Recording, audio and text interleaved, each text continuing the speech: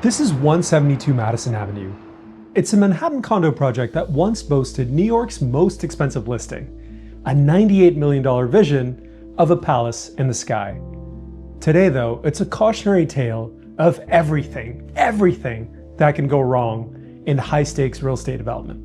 And the man at the center of the storm is a diamond trader turned builder who just lost the project in one of New York's messiest foreclosure battles. This is the Promote from 1031. I'm Hiten Samtani. Let's break it down.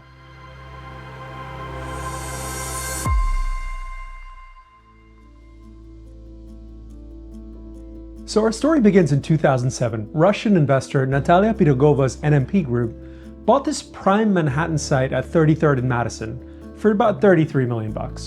Her plan? A luxury boutique hotel and 69 condos, priced at a pretty steep $2,000 per square foot.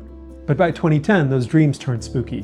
UBS had loaned Pirogova $29 million for the deal and moved to foreclose after the Russian defaulted.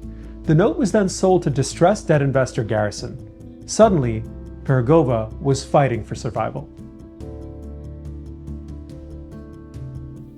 Enter CIM Group, the heavyweight backer behind marquee projects like 432 Park Avenue, 100 Barclay, 737 Park. Pirogova thought she'd found a savior in CIM. She gave the company insider deal details for a potential joint venture.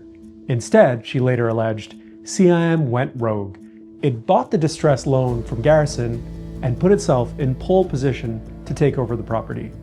A babe-in-the-woods investor had been outmaneuvered by a real player.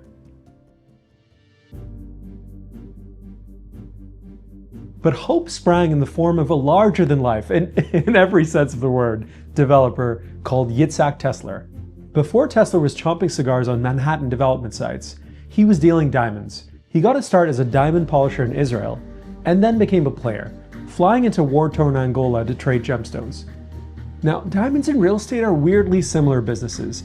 In diamonds, you start with the acquisition of a rough stone, syndicate the purchase with investors, use leverage, and then decide how to bring it to market. Sound familiar? In the mind, it's not such a big jump, Tessler later said, of the two professions. So in comes Tessler to save the day. He forms a joint venture with Pirogova and agrees to pay off CIM's now $55 million tab. Tessler is now running point on what he thinks is going to be a $300 million project. In 2014, Tessler secures $141 million in construction financing at an aggressive 85% loan-to-cost ratio. By 2016, he's ready to show this baby off. He throws a lavish launch party in the sky. Buyers and brokers mingle and booze while Manhattan's sunset provides the perfect backdrop. Everything seems golden. Sales get off to a decent start as well. But by the next year, a harsher reality sets in. We start hear rumblings of slowing sales.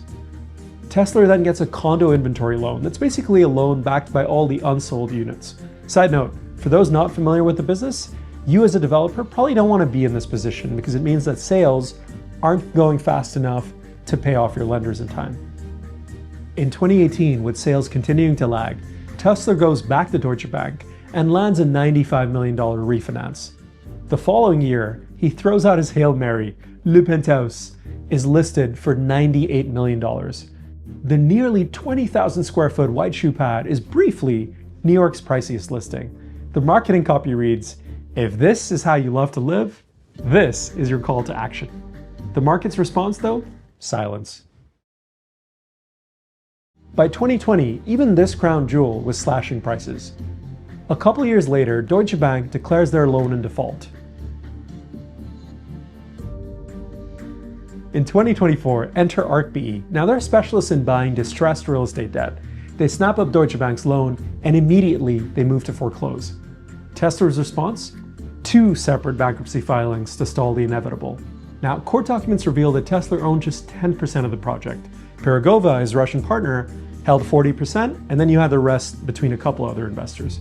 Now, this is pretty typical in New York real estate development. The front man, the man who seems to be in charge, can sometimes own a really small piece of the pie. Tessler, though, insists he's the project's special sauce. He claims that if he's replaced, the project will take a big hit. To get in my office, it takes a key, he says. To get into my head, it takes 2 years. The bankruptcy judge, though, doesn't buy this. He notes that Tessler's grasp of project specifics was quite limited. ArcPE says that all told are owed more than $60 million. Tessler, though, claims it's about half that. Off his new creditor, he says, they can go f*** themselves. But by this February, he was pleading with judges. I cannot even pay my credit card, he says. In summer 2025, game over. A federal court confirms the reorganization. Tessler loses everything, all the unsold units, the condos and the commercial units, including his beloved Le Penthouse. That went to ArcPE as well. Now the lender hires celebrity broker Ryan Serhan to sell the remaining units. ArcPE's attorney sums it up nicely. Mr. Tessler has burned up all of the goodwill he possibly could have had. It's time to move on. So to me, 172 Madison Avenue stands as a monument to ambition unchecked by reality. It's a $300 million lesson in everything, and then some, that could go wrong in the condo game. And it shows why development is not for the faint of heart.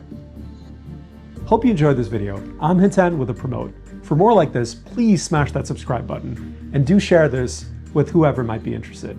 And check out the Promote.com and the Promote podcast for more CRE Insider goodness. Thank you, and see you next time.